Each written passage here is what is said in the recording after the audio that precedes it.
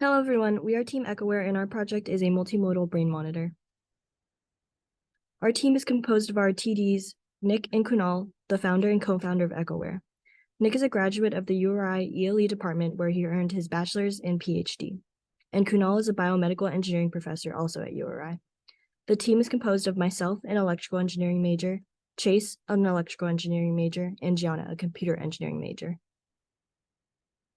EchoWear is a medtech startup whose focus is to improve access to healthcare through digital health services. The motivation of this project is to improve the quality of immediate insights available to a neurospecialist, which, in turn, will allow for the quicker detection and assessment of the future trajectory of early mild cognitive impairment, or MCI. The anticipated best outcome of this project is a combined FNIRS, functional near-infrared spectroscopy, and EEG, electroencephalography, data acquisition system to be implemented onto one board. From there, the data can be wirelessly transferred to a computer to allow for signal processing to provide results to a neurospecialist. The team technical accomplishments include a separate FNIRS and EEG system combined into one headband that transmits the readings via Bluetooth to allow for signal processing. The impact of this project is to improve the capabilities related to determining mild cognitive impairment. This is critical to provide lifestyle, pharmacologic, and other interventions to delay or prevent cognitive decline. There is a significant need for over 97.5 million older adults, 55 plus in the US alone, to go through cognitive screening each year. Here is an overview of the FNIRS block diagram. The FNIRS PCB is broken up into 5 LED and sensing circuits that jump to a main microcontroller to allow for a 4-channel FNIRS. These breakout boards have individual LEDs and photodiodes on the forehead side, along with black silicon to allow for better signal quality. The external side has an op-amp filtering and LED driving circuitry. The figure on the right shows the FNIRS placement in relation to the brain montage. There is also a color sensor and IMU chip on the FNIRS board which communicate to the main Arduino microcontroller via I2C. The photodiodes and LEDs are being read and driven by the Arduino's external GPIOs. The Arduino is then communicating via UART to an OpenLog Artemis board that allows for data logging, storage, and Bluetooth capabilities. I will now pass it over to Gianna.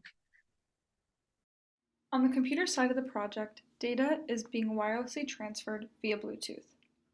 One OpenLog Artemis, which is connected to the FNIRS firmware on the headband, sends data to the other OpenLog Artemis that is connected to the computer.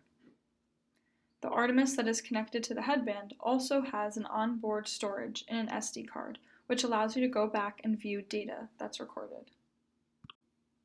In the early stages of the project, I researched Bluetooth and ran a Throughput project to verify that the amount of data being transferred would be sufficient for our project's needs. From calculations, at least 34.6 kilobits per second would be needed, and from this project, I verified that the throughput was well above our needs.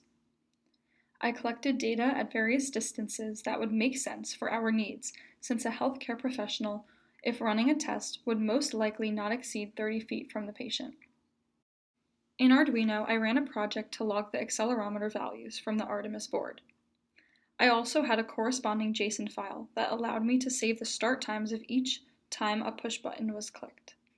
I will now pass it over to Chase. So to actually be able to wirelessly transmit data, we needed to actually collect data, which is what we learned a lot about by working with Brown Brain Labs, as you can see on the left. Our goal was to test and compare our dry textile electrodes against the effective wet electrodes that use conductive paste. These wet electrodes are already known to give clean data and were a good representation of the data we were trying to collect. By placing the dry electrodes on FP1, FPZ, and FP2 and comparing them to the wet electrodes that we placed on AF3, AFZ, and AF4, on the center of the head, we were able to collect comparable data of the two electrodes at the same time, as these 2 points are close enough to give approximately the same data. This collection was the first step in the data acquisition process for the brain monitor. After collection, We first imported the data into Jupyter Notebook, where with the use of several toolboxes, it's possible to break the signal down into various important parts. Right after importing, we generated the raw data plot. And after applying a 60 Hz filter to get rid of the noise in the data, we plotted the raw data plot. In visualizing this, we can see a clear linear trend line in the data, which we were able to detrend. Detrending removes the best fit line in the data and lays the data flat across the y-axis.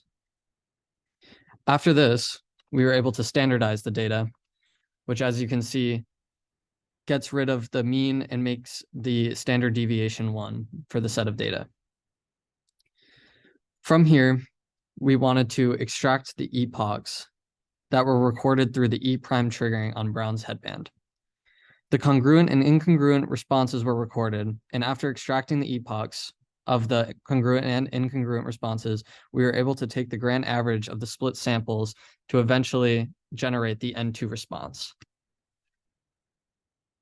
Due to some limitations with the OpenBCI software, however, we also tested the electrodes on Brown's Brain Vision hardware, where we could see the level of resistance in the connection and collect the same sort of data as the wet electrodes, as previously we were collecting them separately.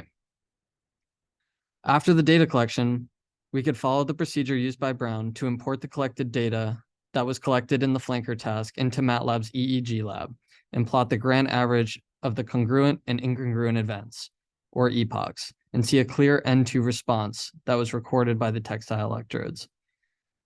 This resulting output showed that the textile electrodes could display comparable results to the standard conductive paste electrodes. As this project wasn't completely finished, EchoWear plans on continuing the project with both the help of the clinicians from Rhode Island Hospital and the access to Brown Brain Labs. We would also like to take a minute to thank our technical directors, Nick and Kunal, our consulting director, Mike Smith, and the Capstone director, Harish Sunak. Thank you.